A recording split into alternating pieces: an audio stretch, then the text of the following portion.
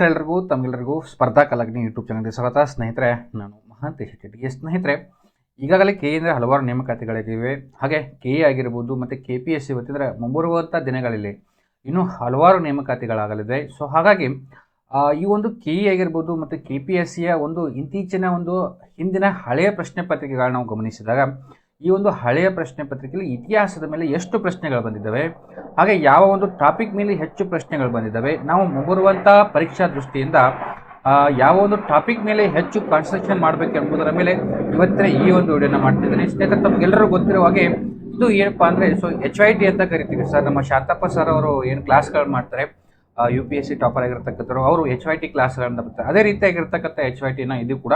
So ಇತಿಹಾಸದಲ್ಲಿ ಯಾವ HYTಗಳಿರ್ತವೆ, so ನಾವು ಯಾವ ಒಂದು ಟಾಪಿಕ್ ಮೇಲೆ ಹೆಚ್ಚು ಫೋಕಸನ್ನು ಮಾಡಬೇಕು ಅದ್ರ ಮೇಲೆ ಇರ್ತಕ್ಕಂಥದ್ದು. ಹಾಗೆ ಸ್ನೇಹಿತರೆ, ಈ ಹಿಂದೆ ಕರೆಂಟ್ ಅಫೇರ್ಸ್ ಮೇಲೆ ಯಾವ ಟಾಪಿಕ್ಗಳು ಇಂಪಾರ್ಟೆಂಟು, ಸೊ ಅವುಗಳ ಮೇಲೆ ಕೂಡ ಕ್ಲಾಸ್ಗಳನ್ನ ಮಾಡಿರ್ತೀನಿ. ಸೊ ಅವುಗಳ ಏನು ವಿಡಿಯೋ ಏನಿದೆ, ಸೊ ಅದರ ಡಿಸ್ಕ್ರಿಪ್ಷನ್ ಬಾಕ್ಸ್ನಲ್ಲಿ ಕೊಟ್ಟಿರ್ತೀನಿ. ಸೊ ಅದನ್ನು ಈ ವಿಡಿಯೋ ಆದಂಥ ತಾವುಗಳು ನೋಡ್ಕೋಬೇಕಂತ ಹೇಳ್ತೀನಿ. ಹಾಗೆ ಈ ಒಂದು ಕ್ಲಾಸಿನ ತರಗತಿಯ ಏನು PDF ಏನಿರುತ್ತೆ, ಸೊ ಅದನ್ನು ನಮ್ಮ ಸ್ಪರ್ಧಾ ಕಲಾಗ್ನಿ ಟೆಲಿಗ್ರಾಮ್ ಚಾನಲಲ್ಲಿ ನೀಡ್ತಾ ಇರ್ತೀವಿ. ಸೊ ತಾವುಗಳು ಕೂಡ ಅದನ್ನು ಡೌನ್ಲೋಡ್ ಮಾಡಿಕೊಂಡು ನೋಟ್ಸ್ ಮಾಡೋದಾಗಿರ್ಬೋದು, ಅಥವಾ ಅಲ್ಲಿರ್ತಕ್ಕಂಥ ಟಾಪಿಕ್ಗಳನ್ನ ಹೆಚ್ಚು ಎಫರ್ಟ್ ಹಾಕಿ ನೀವು ಏನು ಮಾಡ್ಬೇಕಂತಂದರೆ ಓದಲೇಬೇಕಾಗಿರ್ತದೆ. ಸೊ ನಾವು ಇಲ್ಲಿ ನೀಡ್ತಕ್ಕಂಥ ಟಾಪಿಕ್ಗಳು ಏನಾಗಿರ್ತವೆ ಅಂತಂದರೆ ಇಂಪಾರ್ಟೆಂಟ್ ಆಗಿರ್ತಕ್ಕಂಥ ಟಾಪಿಕ್ಕು. ಹಾಗೆ ಈ ಹಿಂದೆ ಹಲವಾರು ಎಕ್ಸಾಮ್ಗಳಲ್ಲಿ ಅಂತಂದರೆ ಕೆ ಆಗಿರ್ಬೋದು ಮತ್ತು KPSCಯಲ್ಲಿ ಅತಿ ಹೆಚ್ಚು ಬಾರಿ ಕೇಳಿರ್ತಕ್ಕಂಥ ಪ್ರಶ್ನೆಗಳ ಇಂಪಾರ್ಟೆಂಟ್ ಆಗಿರ್ತಕ್ಕಂಥ ಟಾಪಿಕ್ಗಳಾಗಿರ್ತವೆ.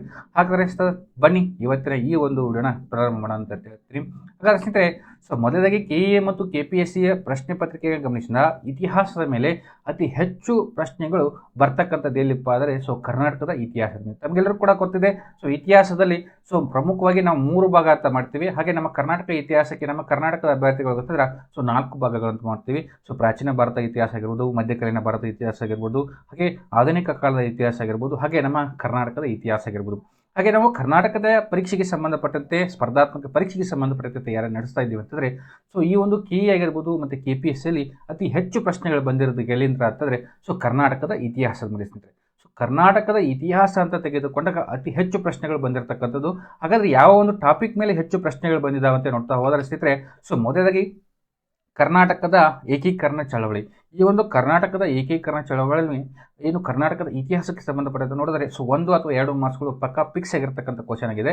ಹಾಗಾದರೆ ಈ ಒಂದು ಕರ್ನಾಟಕದ ಏಕೀಕರಣ ಚಳವಳಿಯ ಮೇಲೆ ಯಾವ ಒಂದು ಟಾಪಿಕ್ ಮೇಲೆ ಹೆಚ್ಚು ಫೋಕಸನ್ನು ನಾವು ಮಾಡಬೇಕು, ಸ್ಟಡಿ ಮಾಡುವಾಗ ನಾವು ಎಲ್ಲಿ ಸ್ವಲ್ಪ ಜಾಸ್ತಿ ಅಬ್ಸರ್ವೇಷನ್ ಮಾಡಬೇಕಂತಂದರೆ ಮೊದಲನೇದಾಗಿರ್ತಕ್ಕಂಥದ್ದು ಕರ್ನಾಟಕದ ಏಕೀಕರಣ ಚಳವಳಿಯ ಪ್ರಮುಖ ನಾಯಕರು ಅಂತ ಏನು ಬರ್ತಾರೆ, ಆಲೂರು ವೆಂಕಟರಾವರಾಗಿರ್ಬೋದು, R ದೇಶಪಾಂಡೆ ಆಗಿರ್ಬೋದು, ಹಾಗೆ S ನಿಜಲಿಂಗಪ್ಪ ಆಗಿರ್ಬೋದು, ಹಾಗೆ ಕೆಂಗಲ ಹನುಮಂತರಾಗಿರ್ಬೋದು. ಇವರುಗಳ ಏನು ಪ್ರಮುಖ ನಾಯಕರು ಅಂತ ಬರ್ತಾರೆ, ಇವರ ಮೇಲೆ ಸ್ವಲ್ಪ ಜಾಸ್ತಿ ಫೋಕಸನ್ನು ಮಾಡಿ.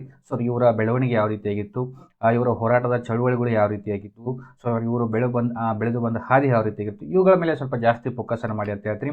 ಹಾಗೇನೇ ಇದನ್ನು ಬಿಟ್ಟರೆ ಪ್ರಮುಖವಾಗಿರ್ತಕ್ಕಂಥ ಸಂಸ್ಥೆಗಳು ಈ ಒಂದು ಕರ್ನಾಟಕ ಏಕೀಕರಣ ಚಳವಳಿ ಅಂತ ಬಂದಾಗ ಅಲ್ಲಿರ್ತಕ್ಕಂಥದ್ದು ಪ್ರಮುಖವಾಗಿ ಕರ್ನಾಟಕದ ವಿದ್ಯಾವರ್ಧಕ ಸಂಘ ಆಗಿರ್ಬೋದು, ಕರ್ನಾಟಕ ಸಾಹಿತ್ಯ ಪರಿಷತ್ ಆಗಿರ್ಬೋದು, ಹಾಗೆ ಕರ್ನಾಟಕ ಏಕೀಕರಣ ಸಂಸ್ಥೆ ಅಥವಾ ಸಂಘ ಅಥವಾ ಸಂಸ್ಥೆ ಆಗಿರ್ಬೋದು, ಇವುಗಳ ಮೇಲೆ ಕೂಡ ಜಾಸ್ತಿ ಕ್ವಶನ್ ಅನ್ನು ಬಂದಿರತಕ್ಕಂಥದ್ದು. ಇಲ್ಲಿ ನೋಡಬೇಕಾದ್ರೆ ಕರ್ನಾಟಕದ ವಿದ್ಯಾವರ್ಧಕ ಸಂಘ ಯಾವಾಗ ಸ್ಥಾಪನೆ ಆಗಿತ್ತು, ಯಾರು ಸ್ಥಾಪನೆ ಮಾಡಿದ್ರು, ಇದರ ಉದ್ದೇಶ ಏನಿತ್ತು, ಇಷ್ಟು ನೋಡ್ಕೊಂಡ್ರೆ ಸಾಕು. ಹಾಗೇನ ಕರ್ನಾಟಕ ಸಾಹಿತ್ಯ ಪರಿಷತ್ ಯಾವಾಗ ಸ್ಥಾಪನೆ ಆಯಿತು, ಯಾರಿಂದ ಸ್ಥಾಪನೆ ಆಯಿತು, ಇದ್ರ ಬಗ್ಗೆ ಕೆಲವೊಂದಿಷ್ಟು ಪಾಯಿಂಟ್ಸ್ಗಳು ಏನು ಬರ್ತವೆ, ಇಂಪಾರ್ಟೆಂಟ್ ಆಗಿರ್ತಕ್ಕಂಥ ಪಾಯಿಂಟ್ಸ್ಗಳನ್ನ ತಾವುಗಳು ನೋಡ್ಕೊತಾ ಹೋಗಿ. ಹಾಗೆ ಪ್ರಮುಖ ಘಟನೆಗಳು ಸ್ನೇಹಿತರೆ, ಕರ್ನಾಟಕ ಏಕೀಕರಣ ಚಳವಳಿ ಅಂತಂದಾಗ ಪ್ರಮುಖ ಮೈಸೂರು ರಾಜ್ಯ ರಚನೆ ಆಗಿರೋದಾಗಿರ್ಬೋದು, ಹಾಗೆ ಕರ್ನಾಟಕ ಮೈಸೂರು ರಾಜ್ಯ ಇದ್ದು ಕರ್ನಾಟಕ ಅಂತೇಳಿ ಮರುನಾಮಕರಣವಾಗಿ ಅದರಲ್ಲಿರ್ತಕ್ಕಂಥ ಹಲವಾರು ಹಂತಗಳು ಏನಿದ್ದಾವೆ, ಅವುಗಳ ಮೇಲೆ ಸ್ವಲ್ಪ ಜಾಸ್ತಿಯನ್ನು ಫೋಕಸನ್ನು ಮಾಡಿ ಈ ಒಂದು ಕರ್ನಾಟಕ ಏಕೀಕರಣ ಚಳವಳಿ ಹಂತಕ್ಕೆ ಬಂದಾಗ ಕೆಲವೊಂದಿಷ್ಟು ಇಶ್ಯೂಗಳ ಮೇಲೂ ಕೂಡ ಸ್ವಲ್ಪ ಫೋಕಸನ್ನು ಮಾಡ್ಕೊಳ್ಳಿ. ಅಂದರೆ ಯಾವ ರೀತಿಯಾಗಿರ್ತಕ್ಕಂಥ ಕರ್ನಾಟಕ ಚಳವಳಿಗೆ ಹಂತಗಳು ಯಾವ ರೀತಿ ಬೆಳೆದು ಬಂದು ಅವುಗಳ ಮೇಲೂ ಕೂಡ ಫೋಕಸನ್ನು ಮಾಡಿ ಅಂತ ಹೇಳ್ತೀರಿ.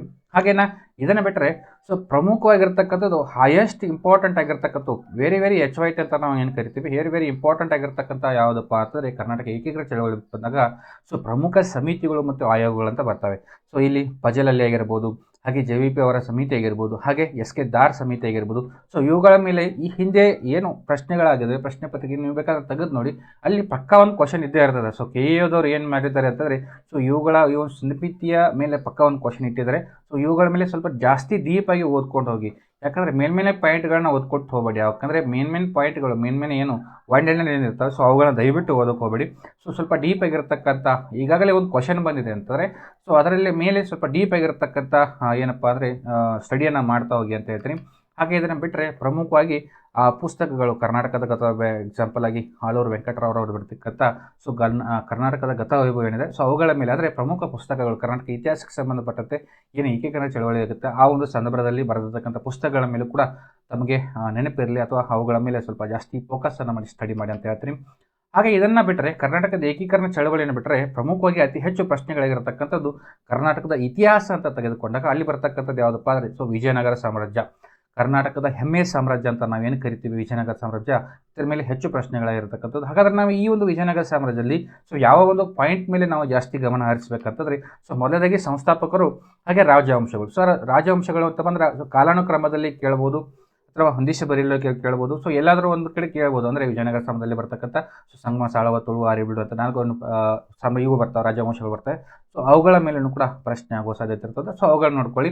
ಹಾಗೆ ಮುಖ್ಯವಾಗಿ ಯಾವ ಒಂದು ರಾಜವಂಶರು ಅಥವಾ ಯಾವ ಒಂದು ರಾಜರು ಯಾವ ಒಂದು ರಾಜವಂಶಕ್ಕೆ ಸೀಮಿತರಾಗಿದ್ದರು ಅಥವಾ ಯಾವ ಒಂದು ರಾಜವಂಶಕ್ಕೆ ಬರ್ತಾರೆ ಅನ್ನೋದ್ರ ಮೇಲೂ ಕೂಡ ಗಮನ ಇರಲಿ ಅಂತ ಹೇಳ್ತೀನಿ. ಹಾಗೇನ ಪ್ರಮುಖ ರಾಜರ ಸ್ನೇಹಿತರೆ ಈ ಒಂದು ವಿಜಯನಗರ ಸಾಮ್ರಾಜ್ಯ ಅಂತ ಬಂದಾಗ ಸೊ ಕೃಷ್ಣದೇವರಾಗಿರ್ಬೋದು, ಹಾಗೆ ದೇವರಾಯ ಟು, ಹಾಗೆ ಅಚ್ಯುತರಾಯ, ಹಾಗೆ ಅಳಿಯ ರಾಮರಾಯ ಇವರ ಮೇಲೂ ಕೂಡ ಇತ್ತೀಚಿನ ಪ್ರಶ್ನೆ ಪತ್ರಿಕೆಯಲ್ಲಿ ಪ್ರಶ್ನೆಗಳಾಗಿವೆ. ಸೊ ಇವುಗಳ ಮೇಲೆ ಸ್ವಲ್ಪ ಗಮನ ಇರಿಸಿ. ಮುಖ್ಯವಾಗಿ ಕೃಷ್ಣದೇವರಾಯರು ಅವರು ಮಾಡಿರ್ತಕ್ಕಂಥ ಸಾಧನೆಗಳೇನು, ಸುಧಾರಣೆಗಳ್ಯಾವು, ಸೊ ಅವುಗಳ ಮೇಲೂ ಕೂಡ ಗಮನ ಇರಿಸಿ. ಹಾಗೆ ದೇವರಾಯ ಟು ಇವ್ರ ಮೇಲೂ ಕೂಡ ಕ್ವಶನ್ ಆಗಿದೆ.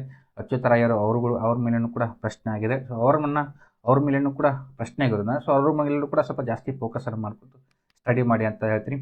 ಹಾಗೆ ಮುಖ್ಯವಾಗಿ ವೆರಿ ಇಂಪಾರ್ಟೆಂಟ್ ಯಾವುದಪ್ಪ ಅಂದರೆ ಸೊ ವಿದೇಶಿ ಪ್ರವಾಸಿಗರು ಅಂತಂದರೆ ವಿಜಯನಗರ ಸಾಮ್ರಾಜ್ಯದ ಏನು ಕಾಲಾವಧಿಯಲ್ಲಿ ನಮ್ಮ ಇವರು ವಿಜಯನಗರ ಸಾಮ್ರಾಜ್ಯಕ್ಕೆ ವಿದೇಶಿ ಪ್ರವಾಸಿಗರು ಬಂದು ಹೋಗ್ತಾರೆ.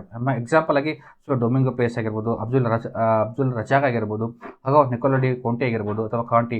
ಸೊ ಇವರೇನು ಮಾಡ್ತಾರೆ ವಿಜಯನಗರ ಸಾಮ್ರಾಜ್ಯದ ಆ ಒಂದು ಸಮಯದಲ್ಲಿ ಇವರೇನು ಮಾಡ್ತಾರೆ ಬೇರೆ ದೇಶದ ಪ್ರವಾಸಿಗರು ಏನು ಮಾಡ್ತಾರೆ ಸೊ ವಿಜಯನಗರಕ್ಕೆ ಭೇಟಿಯಾಗಿ ನೀಡ್ತಾರೆ. ಹಾಗೆ ಯಾರ ಒಂದು ಅವಧಿಯಲ್ಲಿ ಅಂದರೆ ಯಾವ ಒಂದು ರಾಜರ ಅವಧಿಯಲ್ಲಿ ಯಾವ ಒಂದು ವಿದೇಶಿ ಪ್ರವಾಸಿಗರು ಬಂದು ಭೇಟಿಯಾದರು ಅವುಗಳ ಮೇಲೂ ಕೂಡ ಫೋಕಸ್ ಮಾಡ್ಕೊಳ್ಳಿ. ಅದರ ಮೇಲೂ ಈಗಾಗಲೇ ಕ್ವಶನ್ ಆಗಿದೆ, ಮುಂದೆನೂ ಕೂಡ ಕ್ವಶನ್ ಆಗುತ್ತೆ. ಹಾಗೆ ಇದನ್ನು ಬಿಟ್ಟರೆ ವಿಜಯನಗರ ಸಾಮ್ರಾಜ್ಯ ಅಂತ ತೆಗೆದುಕೊಂಡಾಗ ಸೊ ಇವರ ಒಂದು ಆಡಳಿತ ಯಾವ ರೀತಿಯಾಗಿತ್ತು ಆಡಳಿತವನ್ನು ವಿಜಯನಗರ ಸಾಮ್ರಾಜ್ಯದ ಕಾಲದಲ್ಲಿ ನಡೆಸ್ತಾ ಇದ್ರು. ಹಾಗೆ ಇವರ ಒಂದು ಪ್ರಮುಖವಾಗಿ ಇವರ ಕಲೆ ಮತ್ತು ವಾಸ್ತುಶಿಲ್ಪದ ಮೇಲೂ ಕೂಡ ಪ್ರಶ್ನೆ ಆಗೋ ಸಾಧ್ಯತೆ ಇರ್ತದೆ. ಹಾಗೆ ಇಲ್ಲಿರ್ತಕ್ಕಂಥ ಪ್ರಮುಖ ದೇವಾಲಯಗಳ ಮೇಲೂ ಕೂಡ ನೀವೇನು ಮಾಡಬೇಕು ಅಂತಂದರೆ ಸೊ ಓದಲೇಬೇಕಾಗಿರ್ತದೆ. ಸೊ ಇದಿಷ್ಟಪ್ಪ ಆದರೆ ವಿಜಯನಗರಕ್ಕೆ ಸಾಮ್ರಾಜ್ಯಕ್ಕೆ ಸಂಬಂಧಪಟ್ಟಂತೆ. ಹಾಗೆ ಪ್ರಮುಖವಾಗಿ ಇವರ ಕಾಲದ ಸಾಹಿತ್ಯದ ಮೇಲೂ ಕೂಡ ಪ್ರಮುಖವಾಗಿ ಗಮನ ಹರಿಸಿ.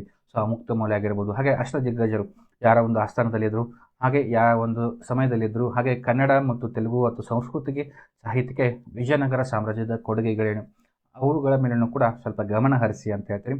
ಸೊ ಇಷ್ಟಾದರೆ ಸೊ ಕರ್ನಾಟಕ ಇತಿಹಾಸ ತೆಗೆದುಕೊಂಡಾಗ ಸೊ ಥರ್ಡ್ ಇರ್ತಕ್ಕಂಥ ಇಂಪಾರ್ಟೆಂಟ್ ಟಾಪಿಕ್ ಯಾವುದಪ್ಪ ಅಂದರೆ ಸೊ ಮೈಸೂರಿನ ಒಡೆಯರು ಸ್ನೇಹಿತರೆ.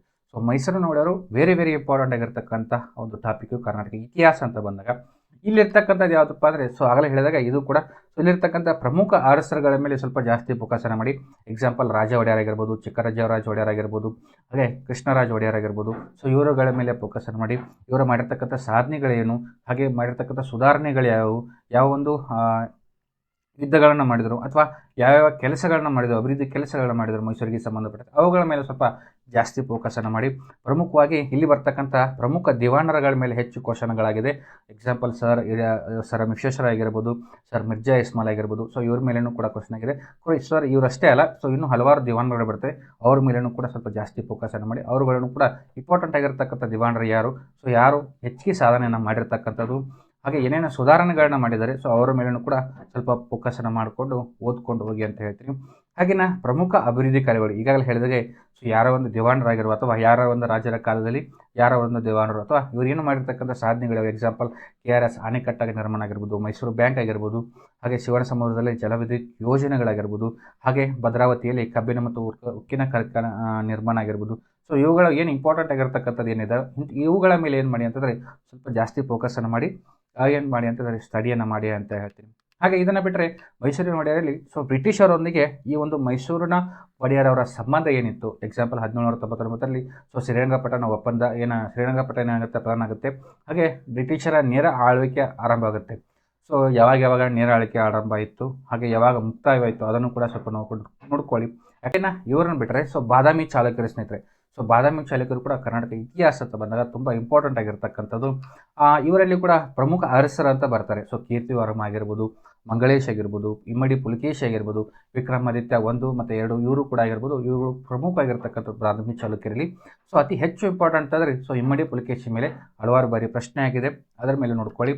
ಹಾಗೆ ಪ್ರಮುಖ ಘಟನೆಗಳು ಸ್ನೇಹಿತರೆ, ಆಗಲೇ ಹೇಳಿದಕ್ಕೆ ಇಮ್ಮಡಿ ಪುಲಕೇಶಿ ಏನು ಮಾಡ್ತಾನೆ, ಸೊ ಹರ್ಷವರ್ಧನ ಸೋಲಿಸ್ತಾನೆ. ಆನಂತರ ವೈರ್ಸ್ಟ್ಯಾಂಡ್ ಇಮ್ಮಡಿ ಪುಲಕೇಶಿ ಆಸ್ಥಾನ ಕಾಲದಲ್ಲಿ ಭೇಟಿ ನೀಡಿರ್ತಾನೆ. ಹಾಗೆ ವಾತಾಪಿ ಯುದ್ಧನೂ ಕೂಡ ಆಗುತ್ತೆ. ಸೊ ನರಸಿಂಹನು 1 ಮತ್ತು ಬಾದಾಮಿ 1 ವಶಪಡಿಸಿಕೊಂಡು ಇಲ್ಲಿರ್ತಕ್ಕಂಥ ಪ್ರಮುಖ ಘಟನೆಗಳು ಯಾವುವು, ಸೊ ಯಾವ್ಯಾವ ಯುದ್ಧಗಳಾಯಿತು, ಸೊ ಯಾರ ಜೊತೆ ಆಯಿತು, ಸೊ ಅವುಗಳ ಮೇಲೆ ಕೂಡ ಸ್ವಲ್ಪ ಗಮನವನ್ನು ಹರಿಸಿ ಅಂತ ಹೇಳ್ತೀನಿ. ಹಾಗೆ ಇನ್ನು ಪ್ರಮುಖವಾಗಿ ಬಾದಾಮಿ ಚಾಲುಕ್ಯರಂತ ತೆಗೆದುಕೊಂಡಾಗ ಸೊ ಇವರ ಒಂದು ಕಲೆ ಮತ್ತು ವಾಸ್ತುಶಿಲ್ಪದ ಮೇಲೆ ಹಲವಾರು ಬಾರಿ ಪ್ರಶ್ನೆ ಆಗಿದೆ. ಎಕ್ಸಾಂಪಲ್, ಬಾದಾಮಿಯ ಗುಹಾ ದೇವಾಲಯಗಳು, ಎಷ್ಟು ಗುಹಾ ದೇವಾಲಯಗಳು ಬರ್ತವೆ, ಸೊ ಯಾವ್ಯಾವ ಇದ್ದಾವೆ, ಸೊ ಅವುಗಳ ಮೇಲೆ ಕೂಡ ಜಾಸ್ತಿ ಪ್ರಶ್ನೆ ಆಗಿದೆ.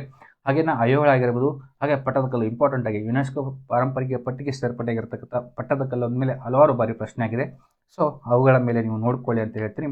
ಹಾಗೆ ಸ್ನೇಹಿತರೆ, ಇನ್ನು ಕರ್ನಾಟಕದ ಇತಿಹಾಸ ಬಂದಾಗ ಇನ್ನೊಂದು ಇಂಪಾರ್ಟೆಂಟ್ ಆಗಿರ್ತಕ್ಕಂಥದ್ದು ಸೊ ರಾಷ್ಟ್ರಕೂಟರು ಸ್ನೇಹಿತರೆ. ಸೊ ರಾಷ್ಟ್ರಕೂಟರು ಪ್ರಮುಖ ಅರಸರವರು ದಂತಿದುರ್ಗ ಆಗಿರ್ಬೋದು, ಕೃಷ್ಣ 1 ಆಗಿರ್ಬೋದು, ಹಾಗೆ ಧ್ರುವ ಆಗಿರ್ಬೋದು, ಗೋವಿಂದ 3, ಅಮೋಘ ವರ್ಷ 1, ಸೊ ಇವರ ಮೇಲೆ ಕೂಡ ಪ್ರಶ್ನೆ ಆಗಿದೆ. ಹಾಗೆ ಪ್ರಮುಖ ಇವರ ಸಾಧನೆಗಳು ಮೇನಾಗಿ ವಾಸ್ತುಶಿಲ್ಪಕ್ಕೆ ಸಂಬಂಧಪಟ್ಟಂತೆ ಸೊ ಕೈಲಾಸನಾಥ ದೇವಾಲಯ ನಿರ್ಮಾಣ ಆಗುತ್ತೆ. ಹಾಗೆ ಇವರನ್ನ ಬಿಟ್ಟರೆ ಸೊ ಕವಿರಾಜ ಮಾರ್ಗ ನಿರ್ಮಾಣ ಆಗುತ್ತೆ ಸಾಹಿತ್ಯಕ್ಕೆ ಸಂಬಂಧಪಟ್ಟಂತೆ. ಸೊ ಅದರ ಮೇಲೆ ಸ್ವಲ್ಪ ಜಾಸ್ತಿ ಗಮನ ಹರಿಸಿ. ಇವೆರಡರ ಮೇಲೆ ಹಲವಾರು ಬಾರಿ ಪ್ರಶ್ನೆ ಆಗಿದೆ. ಕವಿರಾಜ ಮಾರ್ಗ ಆಗಿರ್ಬೋದು, ಕೈಲಾಸನಾಥ ದೇವಾಲಯಗಳು ಯಾರು ನಿರ್ಮಾಣ ಮಾಡಿದರು, ಸೊ ಯಾವಾಗೊಂದು ಕಾಲದಲ್ಲಿ ನಿರ್ಮಾಣ ಇತ್ತು, ಸೊ ಯಾವ ರೀತಿಯಾಗಿರ್ತಕ್ಕಂಥ ದೇವಾಲಯ ಇದಾಗಿದೆ, ಯಾವ ಶೈಲಿಯಲ್ಲಿದೆ, ಸೊ ಇದರ ಮೇಲೆ ಕೂಡ ಪ್ರಶ್ನೆ ಆಗುವ ಸಾಧ್ಯತೆ. ಸೊ ಅವುಗಳನ್ನ ಫೋಕಸನ್ನು ಮಾಡ್ಕೊಳ್ಳಿ. ಹಾಗೆ ಇದನ್ನು ಬಿಟ್ಟರೆ ಸೊ ಕರ್ನಾಟಕ ಇತಿಹಾಸ ಅಂತ ಬಂದಾಗ ಪ್ರಮುಖವಾಗದರು ಇನ್ನೊಬ್ಬರು ಯಾರಪ್ಪ ಅಂದರೆ ಸೊ ಹೊಯ್ಸಳರು. ಇಲ್ಲೂ ಅಷ್ಟೇ ಹೊಯ್ಸಳ ಕಾಲದಲ್ಲಿ ಯಾರ್ಯಾರು ಅರಸರಿದ್ದರು ಅವರ ಪ್ರಮುಖ ಸಾಧನೆಗಳನ್ನು, ಹಾಗೆ ಇವರು ವಾಸ್ತುಶಿಲ್ಪಕ್ಕಾಗಿರ್ಬೋದು, ಸಾಹಿತ್ಯಕ್ಕಾಗಿರ್ಬೋದು, ಇವರು ನೀಡಿರ್ತಕ್ಕಂಥ ಕೊಡುಗೆಗಳೇನು ಅವುಗಳ ಮೇಲೆ ಸ್ವಲ್ಪ ಜಾಸ್ತಿಯನ್ನು ಫೋಕಸ್ ಮಾಡಿ. ಸ್ನೇಹಿತರೆ, ಈಗೇನು ನೀಡಿದ್ದೀನಿ ಕರ್ನಾಟಕ ಇತಿಹಾಸಕ್ಕೆ ಸಂಬಂಧಪಟ್ಟಂತೆ ಇದಿಷ್ಟು ನೀವು ಕಂಪಲ್ಸರಿಗೆ ಮುಂಬರುವಂಥ ಎಕ್ಸಾಮ್ಗಳಿಗೆ ಓದಲೇಬೇಕಿರುತ್ತೆ, ಇಂಪಾರ್ಟೆಂಟ್ ಆಗಬೇಕು. ಸೊ ಇದನ್ನು ಬಿಟ್ಟು ಇನ್ನೂ ಹಲವಾರು ಟಾಪಿಕ್ಗಳು ಬರ್ತಾರೆ. ಸೊ ಅದರ ಮೇಲೆ ಜಾಸ್ತಿ ಕಣ್ಣಾಸಿ, ಅಂದರೆ ಕಣ್ಣಾಸಿ ಅಂತಂದರೆ ನಾನು ಅದನ್ನು ಓದ್ಕೊಳ್ಳಿ ಬೇಡ ಅಂತಾನಲ್ಲ, ಆದರೆ ನೀವು ಕಂಪಲ್ಸರಿಯಾಗಿ ಈ ಒಂದು ಟಾಪಿಕ್ ಏನು ಹೇಳಿದ್ದೀನಿ ಈಗ, ಸೊ ಈ ಒಂದು 4-5 ಟಾಪಿಕ್ ಮೇಲೆ ಜಾಸ್ತಿ ಫೋಕಸನ್ನು ಮಾಡಿಕೊಂಡು ಸ್ಟಡಿಯನ್ನು ಮಾಡಿ ಅಂತ ಹೇಳ್ತೀನಿ. ಇನ್ನು ಸ್ನೇಹಿತರೆ, ಈ ಒಂದು ಕರ್ನಾಟಕದ ಇತಿಹಾಸ ಅಂತ ಬಂದಾಗ ಪ್ರಮುಖವಾಗಿ ಇನ್ನೊಂದು ಟಾಪಿಕ್ ಏನಂತಂದರೆ ಸೊ ಕರ್ನಾಟಕದಲ್ಲಿ ಬ್ರಿಟಿಷರ ವಿರುದ್ಧ ನಡೆದಂಥ ದಂಗೆಗಳಾಗಿರ್ಬೋದು ಮತ್ತು ಸ್ವಾತಂತ್ರ್ಯ ಹೋರಾಟಗಳು, ಇವುಗಳ ಮೇಲೆ ಕೂಡ ಅತಿ ಹೆಚ್ಚು ಬಾರಿ ಪ್ರಶ್ನೆ ಆಗಿದೆ. ಎಕ್ಸಾಂಪಲ್, ಕಿತ್ತೂರು ದಂಗೆ ಆಗಿರ್ಬೋದು, ಹಲಗಲಿ ಬೇಡರ ದಂಗೆ ಆಗಿರ್ಬೋದು, ಈಸೂರು ದಂಗೆ, ಮುಂಡರಗಿ ದಂಗೆ, ಹಾಗೆ ಸುರಪುರ ವೆಂಕಟ ನಾಯಕರ ಬಗ್ಗೆಯೂ ಕೂಡ ಪ್ರಶ್ನೆಗಳಾಗಿವೆ. ಹಲವಾರು ಬಾರಿ ಪ್ರಶ್ನೆ ಆಗಿರ್ತಕ್ಕಂಥದ್ದು, ಇವು ಕೂಡ ಇಂಪಾರ್ಟೆಂಟ್ ಆಗಿರ್ತಕ್ಕಂಥ ಟಾಪಿಕ್ಕು. ಸೊ ಇವುಗಳನ್ನು ಕೂಡ ನೀವು ಏನು ಮಾಡಾಯ್ತಂದರೆ ಸೊ ಶಾರ್ಟ್ಕಟ್ಟಾಗಿ ಏನೇನಿದೆ ಮಾಹಿತಿ, ಸೊ ಅವುಗಳನ್ನ ಶಾರ್ಟಾಗಿ ನೋಡಿಕೊಂಡು ಮುಂಬರುವಂಥ ಎಕ್ಸಾಮ್ಗಳಿಗೆ ರೆಡಿಯಾಗಿ ನಿಮಗೆ ಟೈಮ್ ಇತ್ತಂದರೆ ಫುಲ್ಲಾಗಿರ್ತಕ್ಕಂಥ ಥಿಯರಿಗಳನ್ನ ಓದ್ಕೊಳ್ಳಿ ಅಂತ ಹೇಳ್ತೀನಿ. ಹಾಗೆ ನೆಕ್ಸ್ಟ್ ಇರ್ತಕ್ಕಂಥದ್ದು ಕರ್ನಾಟಕ ಇತಿಹಾಸಕ್ಕೆ ಬಂದಾಗ ಪ್ರಮುಖ ಶಾಸನಗಳು ಮತ್ತು ಕೃತಿಗಳ ಮೇಲೂ ಕೂಡ ಪ್ರಶ್ನೆ ಆಗಿದೆ. ಸೊ ಹಲ್ಮಿಡಿ ಶಾಸನ ಆಗಿರ್ಬೋದು, ತಾಗೊಂದು ಶಾಸನ ಆಗಿರ್ಬೋದು, ಬ್ರಹ್ಮಗಿರಿ ಮತ್ತು ಮಸಗಿ ಶಾಸನಕ್ಕೆ ಸಂಬಂಧಪಟ್ಟಂತೆ ಸೊ ಅದ್ರ ಮೇಲೆ ಕೂಡ ಪ್ರಶ್ನೆ ಆಗಿದೆ. ಹಾಗೆ ಪ್ರಮುಖವಾಗಿ ಕವಿಗಳು ಮತ್ತು ಆಶ್ರಯ ನೀಡಿದ ರಾಜರು, ಸೊ ಯಾರ ಒಂದು ರಾಜರ ಅವಧಿಯಲ್ಲಿ ಯಾರ ಒಂದು ಕವಿಗಳು ಆಶ್ರಯವನ್ನು ನೀಡಿಕೊಂಡಿದ್ದರು, ಅಥವಾ ಪಂಪ ಆಗಿರ್ಬೋದು, ರನ್ನ, ಪೊನ್ನ, ಸೊ ಇವರೆಲ್ಲರೂ ಕೂಡ ಯಾರ ಒಂದು ಆಶ್ರಯದಲ್ಲಿ ಇದ್ದರು.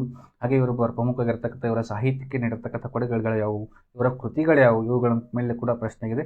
ಸೊ ಅವುಗಳ ಮೇಲೂ ಕೂಡ ಸ್ವಲ್ಪ ಜಾಸ್ತಿಯಾಗಿ ಫೋಕಸನ್ನು ಮಾಡ್ಕೊಳ್ಳಿ ಅಂತ ಹೇಳ್ತೀರಿ. ಸರ್, ಇವ ಮೇಲೆಲ್ಲ ಏನು ಶಾಸನಗಳು ಕೊಟ್ಟಿದೆ ಇವು ಈಗಾಗಲೇ ಹಲವಾರು ಬಾರಿ ಪ್ರಶ್ನೆಗಳಾಗಿವೆ. ಇವಷ್ಟೇ ಅಲ್ಲ, ನಿಮಗೆ ಕೆಲವೊಂದಿಷ್ಟು ಪ್ರಶ್ನೆ ಪತ್ರಿಕೆಗಳನ್ನ ತೆಗೆದು ನೋಡಿದಾಗ ಗೊತ್ತಾಗ್ಬಿಡ್ತದೆ ನಿಮಗೆ ಯಾವ್ಯಾವ ಒಂದು ಪ್ರಶ್ನೆಗಳು ಬಂದಿದ್ದಾವೆ, ಯಾವ್ಯಾವ ಇಂಪಾರ್ಟೆಂಟ್ ಅಂತ. ಸೊ ಅವುಗಳ ಮೇಲೂ ಕೂಡ ಸ್ವಲ್ಪ ಗಮನ ಹರಿಸಿ ಅಂತ ಹೇಳ್ತೀನಿ. ಹಾಗೆಯೇ ಇದನ್ನು ಬಿಟ್ಟರೆ ಅಂದರೆ ಕರ್ನಾಟಕ ಇತಿಹಾಸನ ಬಿಟ್ಟರೆ ಸೊ KA ಮತ್ತು KPSC ನಡೆಸ್ತಕ್ಕಂಥ ಏನು ಇತಿಹಾಸಕ್ಕೆ ಸಂಬಂಧಪಟ್ಟಂಥ ಏನು ಪ್ರಶ್ನೆಗಳು ಬಂದಿದ್ದಾವೆ, ಅತಿ ಹೆಚ್ಚು ಬಂದಿರತಕ್ಕಂಥದ್ದು ಕರ್ನಾಟಕ ಇತಿಹಾಸನ ಬಿಟ್ಟರೆ ಸೆಕೆಂಡ್ ಆಗಿರ್ತಕ್ಕಂಥದ್ದು ಯಾವುದಪ್ಪ ಅಂದರೆ ಸೊ ಆಧುನಿಕ ಭಾರತದ ಇತಿಹಾಸ, ಮಾಡರ್ನ್ ಇಂಡಿಯನ್ ಹಿಸ್ಟರಿ ಅಂತ ಏನು ಕರಿತೀವಿ, ಈ ಒಂದು ಟಾಪಿಕ್ಗಳ ಮೇಲೆ ಅಥವಾ ಈ ಒಂದು ಭಾಗದ ಮೇಲೆ ಅತಿ ಹೆಚ್ಚು ಪ್ರಶ್ನೆಗಳು ಬಂದಿರತಕ್ಕಂಥದ್ದು. ಹಾಗಾದರೆ ಆಧುನಿಕ ಭಾರತ ಇತಿಹಾಸದಲ್ಲಿ ನಾವು ಯಾವ ಒಂದು ಟಾಪಿಕ್ ಮೇಲೆ ಜಾಸ್ತಿ ಒತ್ತನ್ನು ನೀಡಬೇಕು, ಅವುಗಳ ಮೇಲೆ ಸ್ವಲ್ಪ ನೋಡ್ತಾ ಸ್ನೇಹಿತರೆ. ಸೊ ಮೊದಲನೇದಾಗಿ ಸೊ ಯುರೋಪಿಯನ್ನರ ಆಗಮನ. ಸೊ ಯುರೋಪಿಯನ್ನರ ಆಗಮನ ಯಾವ ರೀತಿಯಾಗಿ ಭಾರತಕ್ಕೆ ಆಯಿತು, ಯಾರ್ಯಾರು ಕಾಲಾನುಕ್ರಮದಲ್ಲಿ ಯಾರ್ಯಾರು ಯುರೋಪಿಯನ್ನರು ಭಾರತಕ್ಕೆ ಬಂದರು, ಈಗಾಗಲೇ ಪ್ರಶ್ನೆ ಆಗಿರ್ತಕ್ಕಂಥದ್ದು. ಸೊ ಮೊದಲು ಯಾರು ಬಂದರು, ಸೆಕೆಂಡ್ ಯಾರು ಬಂದರು, ಥರ್ಡ್ ಯಾರು ಬಂದರು, ಫೋರ್ತ್ ಯಾರು ಬಂದರು ಅಂತ ಸೊ ಈಗಾಗಲೇ ಪ್ರಶ್ನೆ ಆಗಿರ್ತಕ್ಕಂಥದ್ದು. ಹೊಂದಿಸಿ ಬರಿ ಅಥವಾ ಏನು ಈ ಕೆಳಗಿನ ಯಾರ್ಯಾರು ಬಂದರು ಅಂತ ಆ ರೀತಿ ಇರ್ತಕ್ಕಂಥ ಪ್ರಶ್ನೆ ಮೇಲೂ ಕೂಡ ಕೇಳ್ಬೋದು. ಅವುಗಳ ಮೇಲೂ ಕೂಡ ಗಮನ ಇರಲಿ. ಹಾಗೆಯೇ ಬ್ರಿಟಿಷರ ವಿಜಯಗಳು ಅಂತಂದರೆ ಪ್ಲಾಸೀಕರಣ ಆಗಿರ್ಬೋದು, ಕರ್ನಾಟಕ ಯುದ್ಧಗಳಾಗಿರ್ಬೋದು, ಅದರಲ್ಲಿ ಪ್ರಮುಖವಾಗಿ ಮೈಸೂರು ಯುದ್ಧಗಳು, ಮರಾಠ ಯುದ್ಧಗಳು ಮತ್ತು ಶೀಖ್ ಯುದ್ಧಗಳು. ಹಾಗೆ ಇವೇನಪ್ಪ ಅಂದರೆ ಒಂದು ರೀತಿಯಲ್ಲಿ ಬ್ರಿಟಿಷರು ಭಾರತದಲ್ಲಿ ಬೇರೂರಿರ್ತಕ್ಕಲ್ಲಿ ಅಂದರೆ ಬೇರೂರೋಕ್ಕೆ ಉಪಯೋಗ ಮಾಡಿರ್ತಕ್ಕಂಥ ಕದನಗಳು. ಸೊ ಇವುಗಳನ್ನು ವಿಜಯ ಮಾಡ್ಕೋತಾ ಏನು ಮಾಡ್ತಾರೆ, ತಮ್ಮ ಸಾಮ್ರಾಜ್ಯವನ್ನು ಅವರು ಭಾರತದಲ್ಲಿ ವಿಸ್ತರಣೆ ಮಾಡ್ತಾ ಹೋಗ್ತಾರೆ. ಸೊ ಅವುಗಳ ಮೇಲೆ ಇರ್ತಕ್ಕಂಥ ಇಂಪಾರ್ಟೆಂಟ್ ಆಗಿರ್ತಕ್ಕಂಥ ಟಾಪಿಕ್ಗಳಿವೆ ಅವು.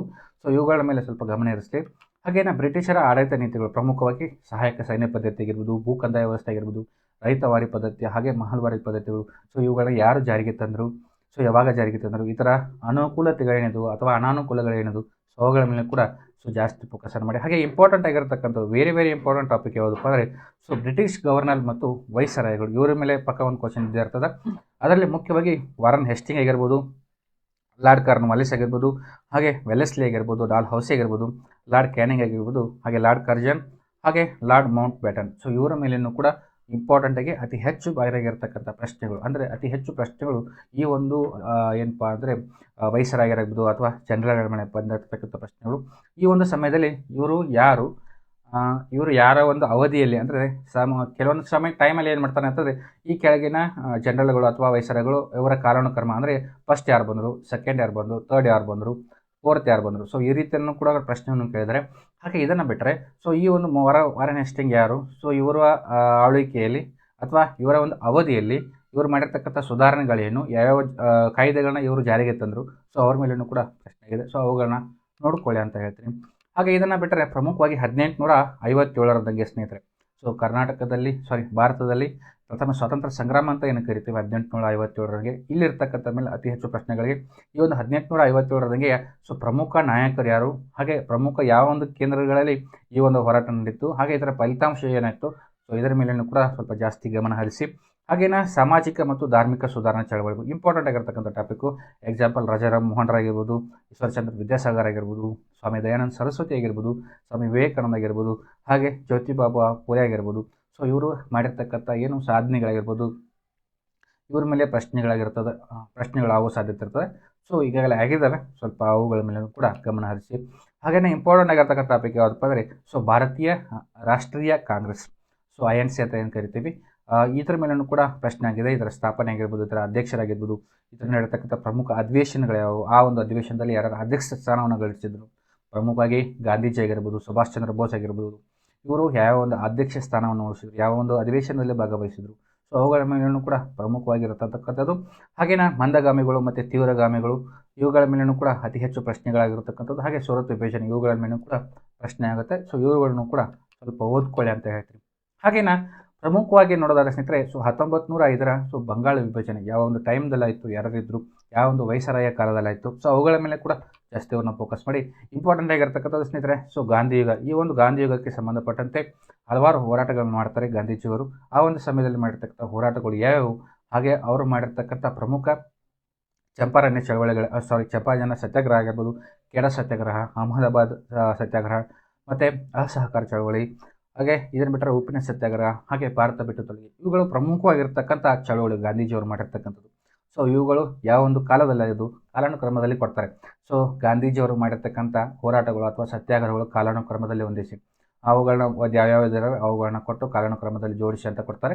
ಕೆಳಗಡೆ 1 2 3 4 5 2 3 4 3 ಈ ರೀತಿಯಾಗಿರ್ತಕ್ಕಂಥ ಕೊಡ್ತಾರೆ. ಸೊ ಅವುಗಳನ್ನ ಸ್ವಲ್ಪ ಸರಿಯಾಗಿ ನೋಡ್ಕೊಳ್ಳಿ. ವಿಷಯಗಳನ್ನ ನೀವು ಕರೆಕ್ಟಾಗಿ ನೆನಪಿಟ್ಕೊಂಡ್ರೆ ಸೊ ನಿಮಗೇನಾಗುತ್ತೆ, ಹೊಂದಿಸೋಕ್ಕೆ ಈಸಿಯಾಗಿ ಆಗುತ್ತೆ ಅಂತ ಹೇಳ್ತೀನಿ. ಹಾಗೇನೆ ಇದನ್ನು ಬಿಟ್ಟರೆ ಸೊ ಕ್ರಾಂತಿಕಾರಿ ಚಳವಳಿಗಳು, ಮುಖ್ಯವಾಗಿ ಭಗತ್ ಸಿಂಗ್ ಆಗಿರ್ಬೋದು, ಚಂದ್ರಶೇಖರ್ ಆಜಾದ್, ಸುಭಾಷ್ ಚಂದ್ರ ಬೋಸ್, ಇನ್ನೂ ಹಲವಾರು ಕ್ರಾಂತಿಕಾರಿಗಳು ಬರ್ತಾರೆ. ಪ್ರಮುಖವಾಗಿ ಈ ಒಂದು ಕ್ರಾಂತಿಕಾರಿ ಚಳವಳಿಗೆ ಸಂಬಂಧಪಟ್ಟಂತೆ ಸೊ ಇವರು ಮಾಡಿರ್ತಕ್ಕಂಥ ಚಳವಳಿಗಳು ಯಾವುವು ಅಥವಾ ಇವರು ಮಾಡಿರ್ತಕ್ಕಂಥ ಪ್ರಮುಖ ಹೋರಾಟಗಳು ಯಾವುವು, ಅದರ ಮೇಲೂ ಕೂಡ ಈಗಾಗಲೇ ಪ್ರಶ್ನೆಗಳ ಬಗ್ಗಿದ್ದಾವೆ. ಎಕ್ಸಾಂಪಲ್ ರೈಲು ದುರಂತದ ಮೇಲೆ ಆಗಿರ್ಬೋದು, ಹಾಗೆ ರೇಡಿಯೋ ಇದರ ಬಗ್ಗೆಯೂ ಕೂಡ ಪ್ರಶ್ನೆ ಆಗಿದೆ, ಹಲವಾರು ಬಾರಿ ಪ್ರಶ್ನೆ ಆಗಿದೆ. ಸೊ ಅವುಗಳ ಮೇಲೂ ಕೂಡ ಸ್ವಲ್ಪ ಗಮನ ಹರಿಸಿ ಅವುಗಳ ಮೇಲೆ ಕೂಡ ನೋಡಿ. ಸೊ ಯಾವುದೋ ಒಂದು ವ್ಯಕ್ತಿ ಇರಲಿ, ಸ್ವತಂತ್ರಕ್ಕೆ ಸಂಬಂಧಪಟ್ಟಂತೆ ಒಬ್ಬ ವ್ಯಕ್ತಿ ಇದ್ದಾನೆ ಅಂತಂದರೆ ಸೊ ಅವರ ಬಗ್ಗೆ ಸ್ವಲ್ಪ ಡೀಪ್ ಆಗಿರತಕ್ಕಂಥ ಮಾಹಿತಿನ ಇಟ್ಕೊಳ್ಳಿ. ಸೊ ಅವರು ಯಾವ ಒಂದು ಸಮಯದಲ್ಲಿ ಯಾವ ಒಂದು ಹೋರಾಟಗಳನ್ನು ಮಾಡಿದರು, ಯಾವ ಒಂದು ಘಟನೆಯಲ್ಲಿ ಭಾಗಿಯಾಗಿದ್ದರು, ಹಾಗೆ ಅದರ ಫಲಿತಾಂಶ ಏನಾಯಿತು, ಅದರಿಂದ ಅವರಿಗೆ ಆಗಿರ್ತಕ್ಕಂಥ ಏನೇನಾಯಿತು ಅದನ್ನು ಕೂಡ ನೋಡ್ಕೊಳ್ಳಿ ಅಂತ ಹೇಳ್ತೀನಿ. ಹಾಗೇನೆ ಬಿಟ್ಟರೆ ಸೊ ಪ್ರಮುಖ ಪತ್ರಿಕೆಗಳು ಮತ್ತು ಘೋಷಣೆಗಳು, ಕೇಸರಿ ಆಗಿರ್ಬೋದು, ಮರಾಠ ಪತ್ರಿಕೆ, ಸೊ ಇಲ್ಲಿ ಬಂದಿರತಕ್ಕಂಥ ಪತ್ರಿಕೆ ಆಗಿರ್ಬೋದು, ಕೆಲವೊಂದಿಷ್ಟು ಬುಕ್ಸ್ಗಳನ್ನು ಕೂಡ ಬರೀತಾರೆ ಗಾಂಧೀಜಿಯವರಾಗಿರ್ಬೋದು. ಆ ಸಮಯದಲ್ಲಿ ಕೆಲವೊಂದಿಷ್ಟು ಪುಸ್ತಕಗಳು ಬರ್ತವೆ, ಕೆಲವೊಂದಿಷ್ಟುಗಳು ಘೋಷಣೆಗಳಾಗ್ತವೆ, ಅವುಗಳ ಮೇಲೂ ಕೂಡ ಗಮನ ಹರಿಸಿ ಅಂತ ಹೇಳ್ತೀನಿ. ಹಾಗೆಯೇ ಪ್ರಮುಖ ಒಪ್ಪಂದಗಳು ಮತ್ತು ಆಯೋಗಗಳು, ಎಕ್ಸಾಂಪಲ್ ಪುನಾ ಒಪ್ಪಂದ ಆಗಿರ್ಬೋದು, ಸೈಮನ್ ಕಮಿಷನ್ ಆಗಿರ್ಬೋದು, ಮತ್ತು ಕ್ಯಾಬಿನೆಟ್ ಆಯೋಗ.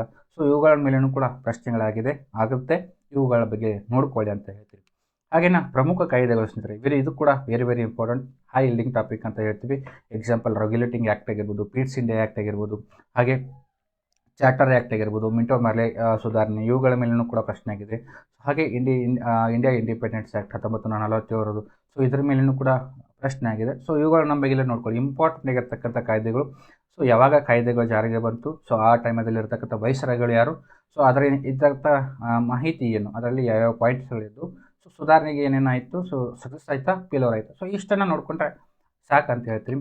ಹಾಗೆಯೇ ಪ್ರಮುಖವಾಗಿ ಸ್ವತಂತ್ರ ಹೋರಾಟದ ಪ್ರಮುಖ ಘಟನೆಗಳು, ಈ ಒಂದು ಭಾರತದ ಸ್ವತಂತ್ರಕ್ಕೆ ಸಂಬಂಧಪಟ್ಟಂತೆ ಸೊ ಯಾವೆಲ್ಲ ಘಟನೆಗಳು ನಡೆದು ಭಾರತದ ಸ್ವತಂತ್ರಕ್ಕಾಗಿ ಎಷ್ಟೆಲ್ಲ ಪ್ರಾಣವನ್ನು ತ್ಯಾಗ ಮಾಡಿದರು, ಅಲ್ಲಿ ಆಗಿರ್ತಕ್ಕಂಥ ಹಲವಾರು ಘಟನೆಗಳು ಬರ್ತವೆ.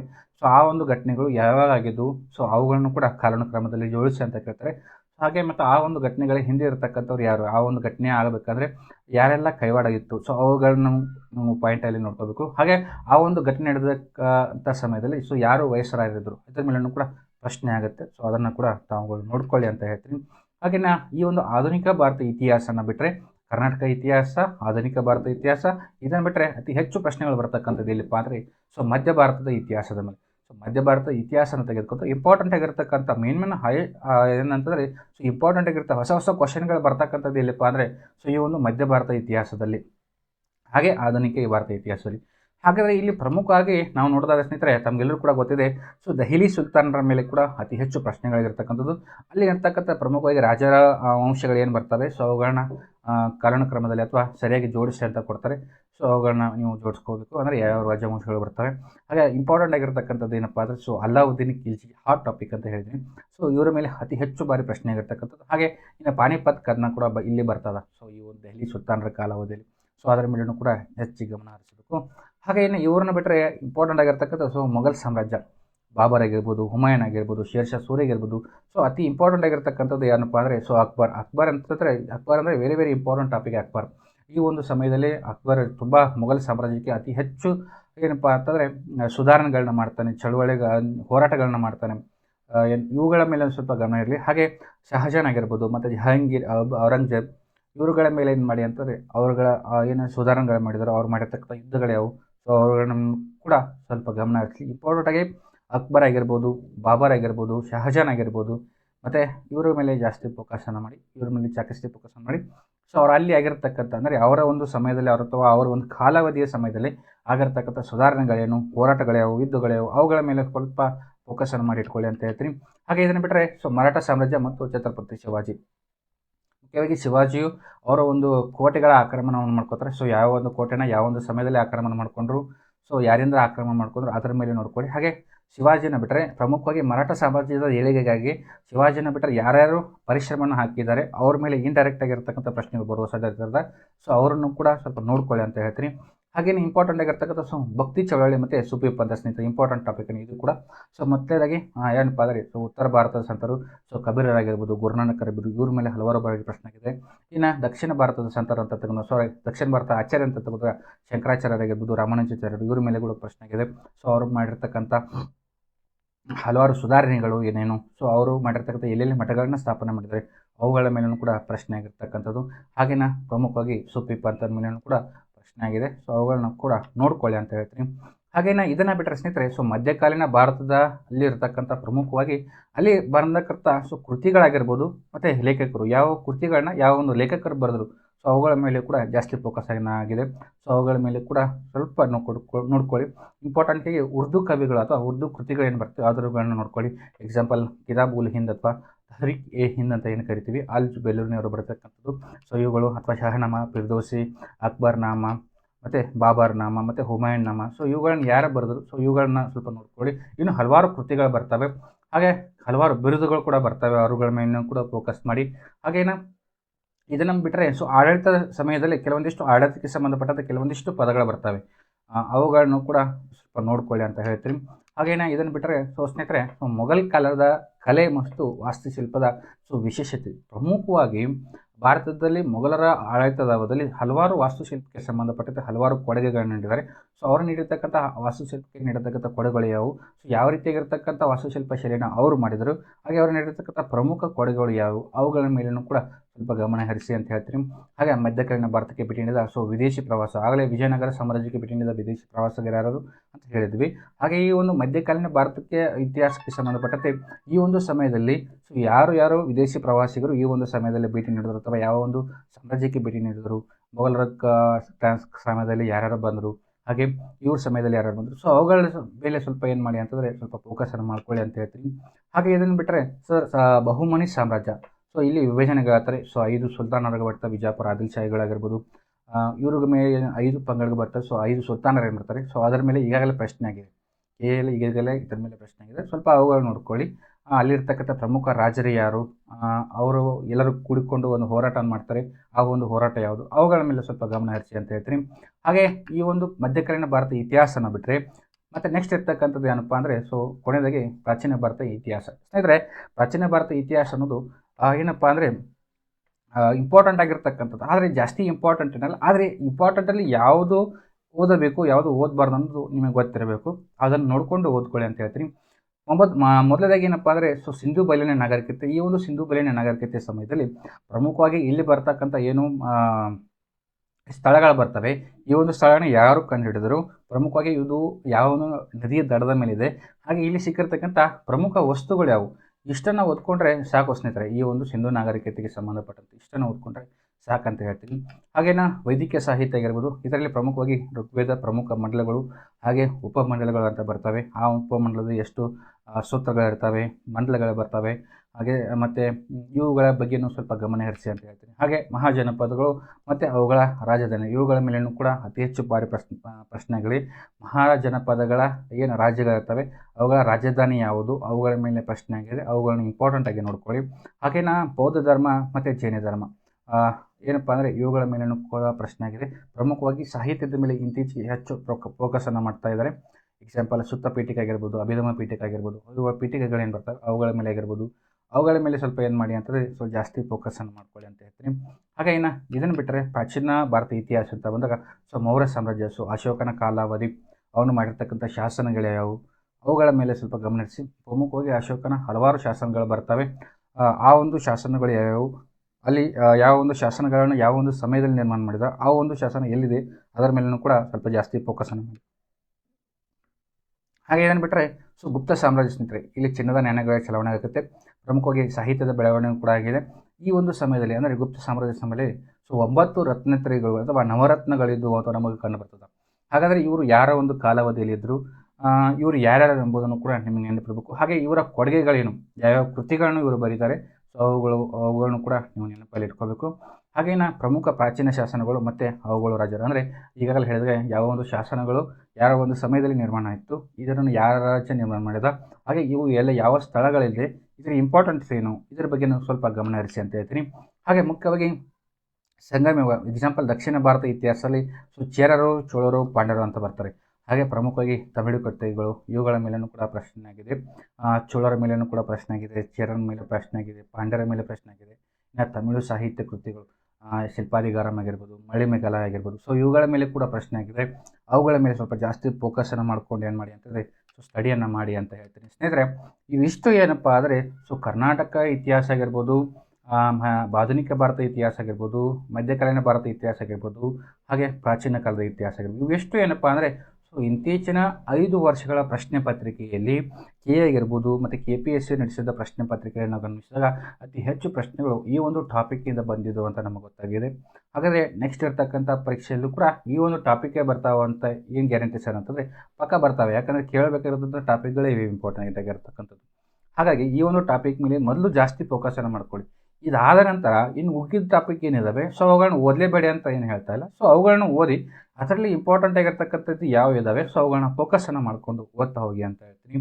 ಹಾಗೆ ಸ್ನೇಹಿತರೆ, ಇವೆಲ್ಲ ಹೇಳಿದ್ರೆ ಸರ್ ಮತ್ತು ಇಂಪಾರ್ಟೆಂಟ್ ಆಗಿ ನಾವು ಯಾವ ಒಂದು ಪುಸ್ತಕವನ್ನು ಓದಬೇಕು ಹಿಸ್ಟ್ರಿಗೆ ಸಂಬಂಧಪಟ್ಟಂತೆ, ಸೊ ಏನೇನು ಓದಬೇಕು ಅಂತ ನೀವು ಕೇಳಿದಾಗ ಸ್ನೇಹಿತರೆ, ಇತಿಹಾಸ ಅಂತ ಬಂದಾಗ ಹಲವಾರು ಪುಸ್ತಕಗಳು ಬರ್ತವೆ ಮತ್ತು ಹಲವಾರು ಮಾಹಿತಿಗಳು ಬರ್ತವೆ. ಯಾಕಂದರೆ ಇತಿಹಾಸ ಅನ್ನೋದು ಕೇವಲ ಇಷ್ಟು ಸಣ್ಣ ಸಬ್ಜೆಕ್ಟ್ ಅಲ್ಲ, ತುಂಬ ದೊಡ್ಡ ಸಬ್ಜೆಕ್ಟ್ ಆಗಿರ್ತಕ್ಕಂಥದ್ದು. ಅದನ್ನು ಶಾರ್ಟ್ಕಟ್ಟಾಗಿ ನಾವು ಸ್ಪರ್ಧಾತ್ಮಕ ಪರೀಕ್ಷೆಗೆ ಸಂಬಂಧಪಟ್ಟಂತೆ ಸ್ಟಡಿಯನ್ನು ಮಾಡಬೇಕಾದ್ರೆ ಸೊ ಮುಖ್ಯವಾಗಿ ನೀವೇನು ಮಾಡಿ ಅಂತಂದರೆ ಸೊ 6th to 12th DSCRTನ ತೆಗೆದುಕೊಳ್ಳಿ. ಸೊ ಅದನ್ನು ನೋಟ್ಸ್ ಮಾಡಿ ಇಟ್ಕೊಳ್ಳಿ. ಆನಂತರ NCERTನ ತೆಗೆದುಕೊಳ್ಳಿ. ಸೊ ಅದನ್ನು ಕೂಡ ಶಾರ್ಟಾಗಿ ನೋಟ್ಸನ್ನು ಮಾಡಿ ಇಟ್ಕೊಳ್ಳಿ ಅಂತ ಹೇಳ್ತೀನಿ. ಹಾಗೆ ಸರ್ ನಮಗೆ ಇದು ಟೈಮ್ ಇಲ್ಲ ಸರ್ ಅಂತಂದರೆ ಸೊ ಆರ್ ಮಂಜುನಾಥ್ ಸರ್ ಅವರ ಪುಸ್ತಕ ಇದೆ ಸ್ಪರ್ಧಾ ಇತಿಹಾಸ ಅಂತ, ಅದು ಕೂಡ ಚೆನ್ನಾಗಿರ್ತಕ್ಕಂಥ ಪುಸ್ತಕ. ಸೊ ಅದನ್ನು ನೀವು ರೆಫರ್ ಮಾಡ್ಕೋಬೋದು. ಸರ್ ಎಲ್ಲ ಪ್ರಶ್ನೆಗಳು ಇದರಲ್ಲೇ ಬರ್ತಾವೆ ಅಂತಂದರೆ ನಂಗೆ ಗ್ಯಾರಂಟಿ ಇಲ್ಲ. ಸೊ ಯಾಕಂದರೆ ಒಂದು 15 ಪ್ರಶ್ನೆಗಳು ಬಂದರೆ ಇತಿಹಾಸಕ್ಕೆ ಸಂಬಂಧಪಟ್ಟಂತೆ ಯಾವುದೇ ಒಂದು ಸ್ಪರ್ಧಾತ್ಮಕ ಪರೀಕ್ಷೆಯಲ್ಲಿ ನಿಂತ್ಕೊಂಡಾಗ ಸೊ 9 ರಿಂದ 10 ಪ್ರಶ್ನೆಗಳು ಪಕ್ಕ ಈ ಒಂದು ಪುಸ್ತಕದ ಮೇಲೆ ಬಂದಿರ್ತವೆ. ಹಾಗಾದ್ರೆ ಸರ್ ಇನ್ನು ನೆಕ್ಸ್ಟ್ ಕ್ವಶನ್ಗಳು ಅಥವಾ ಇಂಪಾರ್ಟೆಂಟ್ ಇನ್ನೂ ಹೆಚ್ಚು ಪ್ರಶ್ನೆಗಳು ನಾವು 15ಕ್ಕೆ 15 ತೊಗೋಬೇಕು ಅಂತಂದರೆ ನೀವು ಕಂಪಲ್ಸರಿಗೆ NCERT ಓದಲೇಬೇಕಾಗಿರ್ತದೆ. ಯಾಕಂದರೆ ನೀವು ಯಾವುದೇ ಒಂದು ಇತಿಹಾಸ ಪ್ರಶ್ನೆಗಳನ್ನು ತೆಗೆದುಕೊಳ್ಳಿ, ಇತಿಹಾಸಕ್ಕೆ ಸಂಬಂಧಪಟ್ಟಂತೆ ಯಾವುದಾದ್ರೂ ಒಂದು ಹೊಸ ಕ್ವಶನ್ ಬಂದಿದೆ ಅಂತಂದರೆ ನೀವು ಅಲ್ಲಿಯೂ ಕೂಡ ಆ ಒಂದು ಕ್ವಶನನ್ನು ನೋಡಿರೋದಿಲ್ಲ. ಕನ್ನಡ ಮೀಡಿಯಂ ಅಭ್ಯರ್ಥಿಗಳಿಗೆ ಹೇಳ್ತಾ ಇದ್ದೀನಿ, ನೀವು ಯಾವುದೂ ಕೂಡ ಆ ಒಂದು ಸಬ್ಜೆಕ್ಟನ್ನು ನೋಡಿಲ್ಲ ಅಥವಾ ಆ ಒಂದು ಟಾಪಿಕನ್ನು ನೋಡಿದ್ರೆ ಆ ಒಂದು ಹೆಸರನ್ನೇ ಕೇಳಿರಲ್ಲ. ಅಂಥದ್ದೇನಾದರೂ ಒಂದು ಇತಿಹಾಸಕ್ಕೆ ಸಂಬಂಧಪಟ್ಟಂತೆ ಕ್ವಶನ್ ಬಂದಿದೆ ಅಂತಂದರೆ ಅದು ಪಕ್ಕಾ ಕ್ವಶನ್ ಎಲ್ಲಿಂದ ಇರ್ತದೆ ಅಂತಂದರೆ ಪಕ್ಕಾ NCERT ಕ್ವಶನ್ ಇರ್ತದೆ. ಸೊ ನೀವು ಬೇಕಾದರೆ ಹೋಗಿ ನೋಡಿ. ಈ ಹಿಂದೆ ನಿಮ್ಗೆ ಯಾವುದೂ ಕೂಡ ಇತಿಹಾಸಕ್ಕೆ ಯಾವುದು ಕ್ವಶನ್ ಪೇಪರಲ್ಲಿ ನೀವು ಯಾವುದೂ ಕೂಡ ನೋಡಿಲ್ಲ ಅಂತ ಏನು ಅಂದ್ಕೊಂಡಿರ್ತಾರೆ ಟಾಪಿಕನ್ನು, ಸೊ ಅದು ಡೈರೆಕ್ಟಲ್ಲಿ NCERTಯಲ್ಲಿ ಜಸ್ಟ್ ಒಂದು ಹಿಂಗೆ ಮೂಲೆಯಲ್ಲಿ ಹಾಕಿ ಕೊಟ್ಟಿರ್ತಾರೆ ಇಂಪಾರ್ಟೆಂಟ್ ಟಾಪಿಕ್ ಅಥವಾ ಹಿಂಗೆ ಬಾಕ್ಸಲ್ಲಿ ಹಾಕಿ ಕೊಟ್ಟಿರ್ತಾರೆ. ಸೊ ಅದ ಕ್ವಶನ್ಗಳನ್ನ ಏನು ಮಾಡಿರ್ತಾರೆ, ಸೊ KA ಆಗಿರ್ಬೋದು ಮತ್ತು KPSC ಅವರು ಕೇಳಿರ್ತಾರೆ. ಸೊ ಬಟ್ ನಾವೇನು ಮಾಡಿರಲ್ಲ, ಕನ್ನಡ ಮೀಡಿಯಂ ಅಭ್ಯರ್ಥಿಗಳು ಸೊ NCERTನ ಓದಿರೋದಿಲ್ಲ. ಸೊ ಹಿಂಗಾಗಿ ಏನಾಗುತ್ತೆ, ಈ ಕ್ವಶನ್ ಹಚ್ಚೋದಕ್ಕಾಗಲ್ಲ. ಸೊ ಅದಕ್ಕಾಗಿ ನೀವೇನು ಮಾಡಿ ಅಂತಂದರೆ ಆರ್ ಮಂಜುನಾಥ್ ಸರ್ ಅವರ ಪುಸ್ತಕವನ್ನು ಓದಿ, ಅದ್ರ ಜೊತೆಗೆ 6th to 12th ಏನು DSCRTನ ಓದಿರ್ತೀರಿ ಅದನ್ನ ಶಾರ್ಟ್ ನೋಟ್ಸನ್ನು ಮಾಡಿ ಇಟ್ಕೊಳ್ಳಿ. ಇದಾದ ನಂತರ ಏನು ಮಾಡಿ ಅಂತಂದರೆ ಸೊ ಸಾಧ್ಯವಾದಷ್ಟು NCERTನ ಓದೋಕ್ಕೆ ಟ್ರೈ ಮಾಡಿ. ಸರ್ ಪುಸ್ತಕ ಅಷ್ಟು ಓದೋಕ್ಕಾಗಲ್ಲ ಅಂತಂದರೆ ಸೊ ಅರಿಹಂತ್ ಅವರ ಪಬ್ಲಿಕೇಶನ್ ವತಿಯಿಂದ ಏನಿದೆ ಅಂತಂದರೆ 6th to 12th ಏನಿದೆ ಅಂತಂದರೆ ಶಾರ್ಟ್ ನೋಟ್ಸ್ ಇದೆ ಹಿಸ್ಟ್ರಿದು. ಸೊ ಅದನ್ನಾದರೂ ಕೂಡ ತಾವುಗಳು ಓದ್ಬೋದು. ಇಂಪಾರ್ಟೆಂಟ್ ಆಗಿರ್ತಕ್ಕಂಥ ಅಂದರೆ ಯಾವ್ಯಾವ ಇಂಪಾರ್ಟೆಂಟ್ ಮತ್ತು ಕಾನ್ಸೆಪ್ಟನ್ನು ಕೂಡ ಕೊಟ್ಟಿದ್ದಾರೆ. ಸೊ ಯಾವ ರೀತಿಯಾಗಿರ್ತಕ್ಕಂಥ ಕಾನ್ಸೆಪ್ಟು ಅದು ಕೂಡ ಇಂಪಾರ್ಟೆಂಟ್. ಯಾಕಂದರೆ ಡೈರೆಕ್ಟ್ ಕ್ವಶನ್ ಬರಲ್ಲ ಇತಿಹಾಸದಲ್ಲಿ. ಅಲ್ಲಿ ಕೆಲವೊಂದಿಷ್ಟು ಘಟನೆಗಳು, ಅದರ ಹಿಂದಿನ ಕೈವಾಡ ಯಾರಿತ್ತು, ಅಲ್ಲಿ ಏನೇನಾಯಿತು, ಘಟನೆಗಳ ಮುಂದಿನ ಏನೇನಾಯಿತು, ಅದರ ಬೇಲೆ ಏನೇನಾಯಿತು, ಅವುಗಳ ಮೇಲೂ ಕೂಡ ತುಂಬ ಪ್ರಶ್ನೆಗಳು ಬರ್ತವೆ. ಸೊ ಅವುಗಳನ್ನ ನೀವು ಓದಲೇಬೇಕಂತಂದರೆ ಕೇವಲ 1 ಲೈನರ್ ಓದಿದ್ರೆ ಸಾಲಲ್ಲ. ಸೊ ಅದಕ್ಕೆ ಸಂಬಂಧಪಟ್ಟಂತೆ ನಿಮಗೆ ಡೀಪ್ ನಾಲೆಜ್ ಇರಬೇಕಾದ್ರೆ ಸೊ ಡೆಪ್ತ್ ಆಗಿರ್ತಕ್ಕಂಥ ವಿಷಯನ ನೀವು ತಿಳ್ಕೊಂಡಾಗ ಮಾತ್ರ ಇಂಥ ಪ್ರಶ್ನೆಗಳು ಏನು ಮಾಡೋಕ್ಕಾಗತ್ತೆ ಅಂತಂದರೆ ಸೊ ಟಚ್ ಮಾಡೋಕ್ಕಾಗುತ್ತೆ. ಇಂಥ ಪ್ರಶ್ನೆಗಳು ಡೈರೆಕ್ಟಾಗಿ ಎಲ್ಲಿಂದ ಬರ್ತಾವೆ ಅಂದರೆ ಸೊ ಬೇಕಾದ್ರೆ ನೀವು ತೆಗೆದು ನೋಡಿ. ಸೊ NCERTಯಿಂದ ಬಂದಿರತಕ್ಕಂಥ ಪ್ರಶ್ನೆಗಳು ಹಲವಾರು ಬಾರಿ ನಾನು ಏನು ಹೇಳಿದ್ದೀನಿ. ಸೊ ಇತಿಹಾಸಕ್ಕೆ ಸಂಬಂಧಪಟ್ಟಂತೆ ಸೊ ಅತಿ ಹೆಚ್ಚು ಪ್ರಶ್ನೆಗಳು ಎಲ್ಲಿಂದ ಬರ್ತಾವೆ ಸರ್ ಅಂತಂದರೆ ಸೊ NCERT ಮೇಲೇ ಬರ್ತವೆ. ಸೊ ಆದಷ್ಟು ನಿಮ್ಗೆ ಯಾರಿಗೆ NCERT ಇಂಗ್ಲೀಷ್ನಲ್ಲಿ ಓದೋಕ್ಕಾಗತ್ತೆ ಖಂಡಿತವಾಗ್ಲೂ ನೀವು ಓದ್ಬೋದು, ಬುಕ್ಸನ್ನೇ ಓದ್ಬೋದು. ಸರ್ ಅಷ್ಟು ಬುಕ್ಕನ್ನು ಓದೋಕ್ಕಾಗಲ್ಲ ಅಂತಂದರೆ ಸೊ ಅರಿಯನ್ ಪಬ್ಲಿಕೇಶನ್ ಅವರು 6th to 12th ಇಷ್ಟು ಬುಕ್ಸ್ ಇದೆ ಅದನ್ನಾದರೂ ಓದ್ಬೋದು. ಸರ್ ಇಲ್ಲ ನಾನು ಕನ್ನಡ ಮೀಡಿಯಂ ಸ್ಟೂಡೆಂಟ್ ಇದ್ದೀನಿ ಅಂತಂದರೆ ಸರ್ ಆರ್ ಮಂಜುನಾಥ್ ಸರ್ ಅವರ ಸ್ಪರ್ಧಾ ಇತಿಹಾಸ ಅದನ್ನಾದರೂ ಓದ್ಬೋದು. ಅದ್ರ ಜೊತೆಗೆ ಏನು ಮಾಡಿ ಅಂತಂದರೆ DSCRTನ ಕಂಪ್ಲೀಟಾಗಿ ಕಂಪಲ್ಸರಿ ನೀವು ಓದಲೇಬೇಕು. ಇಷ್ಟನ್ನು ಓದಿದ್ರೆ ಸಾಕು. ಏನಪ್ಪ ಅಂದರೆ ಸೊ ಇತಿಹಾಸಕ್ಕೆ ಸಂಬಂಧಪಟ್ಟಂತೆ ಏನು ಮುಂಬರುವಂಥ ಎಕ್ಸಾಮ್ದಲ್ಲಿ ಒಂದು 15 ಪ್ರಶ್ನೆಗಳು ಬಂದು ನೀವು ಕಂಪಲ್ಸರಿಗೆ ಒಂದು 10 ರಿಂದ 12 ಪ್ರಶ್ನೆ ಮಾತ್ರ ಪಕ್ಕ ಹಚ್ಚಿಸ್ತೀರ. ನೀವು 15ಕ್ಕೆ 15 ಹಚ್ಬೇಕಂದ್ರೆ ಈಗಾಗಲೇ ಹೇಳಿದಾಗೆ ಸೊ NCERTನ ಕಂಪಲ್ಸರಿ ಓದಲೇಬೇಕು. ಅಲ್ಲಿರ್ತಕ್ಕಂಥ ಟಾಪಿಕ್ ಆಗಿರ್ಬೋದು, ಅಲ್ಲಿರ್ತಕ್ಕಂಥ ನಾಲೆಜ್ಗಳನ್ನ ನೀವು ತಿಳ್ಕೊಂಡಾಗ ಮಾತ್ರ 15ಕ್ಕೆ 15 ಇತಿಹಾಸಕ್ಕೆ ಸಂಬಂಧಪಟ್ಟಂತೆ ಪ್ರಶ್ನೆನ ಹಚ್ಬೋದು ಅಂತ ಹೇಳ್ತೀನಿ. ಸ್ನೇಹಿತರೆ ಇದಿಷ್ಟು ಏನಪ್ಪ ಅಂದರೆ ಸೊ KA ಆಗಿರ್ಬೋದು ಮತ್ತು KPSC ಆಗಿರ್ಬೋದು ಹಿಂದೆ 5 ವರ್ಷಗಳ ಹಿಂದೆ ಅಂದರೆ 5 ವರ್ಷಗಳ ಪ್ರಶ್ನೆ ಪತ್ರಿಕೆಗಳನ್ನು ಗಮನಿಸಿದಾಗ ಅಲ್ಲಿ ಇತಿಹಾಸಕ್ಕೆ ಸಂಬಂಧಪಟ್ಟಂತೆ ಕೇಳಿರ್ತಕ್ಕಂಥ ಪ್ರಶ್ನೆಗಳು ಇವಾಗಿದ್ದು ಇವುಗಳು ಇಂಪಾರ್ಟೆಂಟ್ ಆಗಿರ್ತಕ್ಕಂಥ ಟಾಪಿಕ್ಗಳಾಗಿರ್ತವೆ. ಅಂದರೆ ಮುಂಬರುವಂಥ ಎಕ್ಸಾಮಲ್ಲಿ ಈ ಒಂದು ಟಾಪಿಕ್ಗಳನ್ನ ನೀವು ಕಂಪಲ್ಸರಿ ಓದ್ಕೊಂಡು ಹೋಗಿ ಅಂತ ಹೇಳ್ತೀನಿ. ಹಾಗೆ ಇದನ್ನು ಬಿಟ್ಟರೆ ಹೆಚ್ಚಿನ ಟಾಪಿಕ್ಗಳನ್ನೊಂದು ಕೂಡ ನೀವು ಓದ್ಕೋಬೋದು ಅಂತ ಹೇಳ್ತೀನಿ. ಸ್ನೇಹಿತರೆ ಈಗಾಗಲೇ ಹೇಳಿದಾಗೆ ಏನಪ್ಪ ಅಂದರೆ ಸೊ ಇದರ PDF ಕೂಡ ನಮ್ಮ ಟೆಲಿಗ್ರಾಮ್ ಚಾನಲಲ್ಲಿ ಹಾಕ್ತೀನಿ. ಸೊ ಯಾರಿಗೆ ಬೇಕು ಈ ಒಂದು PDF ಲಿಂಕನ್ನು ಕೆಳಗೆ ಟೆಲಿಗ್ರಾಮ್ ಚಾನಲ್ ಇರ್ತದೆ. ಸೊ ಅಲ್ಲಿ ಹೋಗಿ ಟೆಲಿಗ್ರಾಮ್ ಇದರಲ್ಲಿ PDF ತೊಗೋಬೋದು. ಹಾಗೆ ಇದನ್ನು ಬಿಟ್ಟರೆ ಈಗಾಗಲೇ ಹೇಳಿದಾಗೆ ಸೊ ಕರೆಂಟ್ ಅಫೇರ್ಸ್ ತರಗತಿ ಅಂದರೆ ಇಂಪಾರ್ಟೆಂಟ್ ಟಾಪಿಕ್ HYT ಅಂತ ಏನು ಕರಿತೀವಿ. ಸೊ ಅವುಗಳನ್ನು ಕೂಡ ಮಾಡಿದ್ದೀವಿ. ಸೊ ಅದನ್ನು ಕೂಡ ತಾವುಗಳು ನೋಡ್ಬೋದು. ಸೊ ಮುಂಬರುವಂಥ ನೆಕ್ಸ್ಟ್ ವಿಡಿಯೋದಲ್ಲಿ ಸೈನ್ಸು ಇಲ್ಲ ಅಂತಂದರೆ IC ಅದರ ಮೇಲೆ ಕೂಡ ಯಾವುದಾದ್ರೂ ಒಂದು ಏನಪ್ಪ ಅಂದರೆ ಸೊ ಈ HYT ಯಾವ್ಯಾವ ಇದ್ದಾವೆ, ಸೊ ಇಂಪಾರ್ಟೆಂಟ್ ಟಾಪಿಕ್ ಯಾವುದು ಇಂದಿನ 5 ವರ್ಷಗಳಲ್ಲಿ ಯಾವ ಟಾಪಿಕನ್ನು ಕೇಳಿದರೆ ಸೊ ಅವುಗಳ ಮೇಲೆ ಕೂಡ ಜಾಸ್ತಿ ಫೋಕಸನ್ನು ಮಾಡಿ ಅವುಗಳನ್ನು ಸ್ವಲ್ಪ ಡಿಸ್ಕಷನ್ ಮಾಡೋಣ ಅಂತ ಹೇಳ್ತೀನಿ. ಸೊ ಇದನ್ನ ಯಾಕೆ ಮಾಡ್ತಾ ಇದ್ದೀನಿ ಅಂತಂದರೆ ಸಮಯ ತುಂಬ ಅಭಾವ ಇದ್ದಾಗ ಏನು ಮಾಡಿ ಅಂತಂದರೆ ಸೊ ಇಂಪಾರ್ಟೆಂಟ್ ಆಗಿರ್ತಕ್ಕಂಥ ಟಾಪಿಕನ್ನು ಹೋಗಿದ್ದು. ಸೊ ನಂಗೆ ಆರಾಮಾಗಿ ಟೈಮ್ ಇದೆ ಸರ್, ನಾನು ಇನ್ನೂ ಇದನ್ನು ಮಾಡ್ಕೊಂಡು ಓದ್ತೀನಿ ಅಂತಂದರೆ ಸೊ ಈಗ ಏನು ಹೇಳಿದ್ದೀನಿ ಆ ಒಂದು ಟಾಪಿಕ್ ಮೇಲೆ ಸ್ವಲ್ಪ ಜಾಸ್ತಿ ಡೆಪ್ತ್ ಆಗಿರ್ತಕ್ಕಂಥ ನಾಲೆಜನ್ನು ತೊಗೊಂಡು ಇನ್ನು ಉಳಿದಿರ್ತಕ್ಕಂಥ ಏನು ಟಾಪಿಕ್ಗಳಿದೆ ಅದರ ಮೇಲೆ ಸ್ವಲ್ಪ ಆಗಿ ನೋಡ್ಕೊಂಡು ಹೋದರೂ ಸಾಕಂತ ಹೇಳ್ತೀನಿ. ಸೊ ಇದಿಷ್ಟು ಏನಪ್ಪ ಅಂದರೆ ಇವತ್ತಿನ ಕೆ ಆಗಿರ್ಬೋದು ಮತ್ತು KPSC ನಡೆಸುತ್ತ ಇತಿಹಾಸದ ಹಳೆಯ ಪ್ರಶ್ನೆ ಪತ್ರಿಕೆಗಳನ್ನ ಆಧರಿಸಿ ಇಂಪಾರ್ಟೆಂಟ್ ಆಗಿರ್ತಕ್ಕಂಥ ಟಾಪಿಕ್ಗಳನ್ನ ನಾವು ಇವತ್ತು ಚರ್ಚೆ ಮಾಡಿದ್ವಿ. ಸೊ ಈ ಒಂದು ವಿಡಿಯೋ ನಿಮಗೆ ಇಷ್ಟ ಆಗಿದೆ ಅಂತ ಭಾವಿಸ್ತೀನಿ ಸ್ನೇಹಿತರೆ. ಯಾರು ಸ್ಪರ್ಧಾ ಕಾಲಗ್ನಿ ಯೂಟ್ಯೂಬ್ ಚಾನಲ್ನ ಸಬ್ಸ್ಕ್ರೈಬ್ ಮಾಡ್ಕೊಂಡಿಲ್ಲ ಸಬ್ಸ್ಕ್ರೈಬ್ ಮಾಡ್ಕೊಳ್ಳಿ. ಮುಂಬರುವಂಥ ಸ್ಪರ್ಧಾತ್ಮಕ ಪರೀಕ್ಷೆಗೆ ಸಂಬಂಧಪಟ್ಟಂತೆ ಹಲವಾರು ಮಾಹಿತಿಗಳನ್ನ ಇದರಲ್ಲಿ ನೀಡ್ತಾ ಇರ್ತೀವಿ. ಹಾಗೆ ನಮ್ಮ ಟೆಲಿಗ್ರಾಮ್ ಚಾನಲ್ನು ಕೂಡ ಇದೆ. ಇದರಲ್ಲಿ ಕೂಡ ಸ್ಪರ್ಧಾತ್ಮಕ ಪರೀಕ್ಷೆಗೆ ಸಂಬಂಧಪಟ್ಟಂತೆ ಮಾಹಿತಿ ಕೊಡುತ್ತೀವಿ. ಹಾಗೆಯೇ ಏನಪ್ಪ ಅಂದರೆ ವಾಟ್ಸಪ್ ಚಾನಲ್ನು ಕೂಡ ಇದೆ. ಸೊ ಅಲ್ಲಿ ಕೂಡ ನೀವು ಜಾಯ್ನ್ ಆಗ್ಬೋದು ಅಂತ ಹೇಳ್ತಾ, ಸೊ ಇಲ್ಲಿವರೆಗೂ ಈ ಒಂದು ವಿಡಿಯೋನ ವೀಕ್ಷಿಸ್ತಕ್ಕಂಥ ತಮಗೆಲ್ಲರಿಗೂ ಶುಭವಾಗಲಿ. ಧನ್ಯವಾದಗಳು.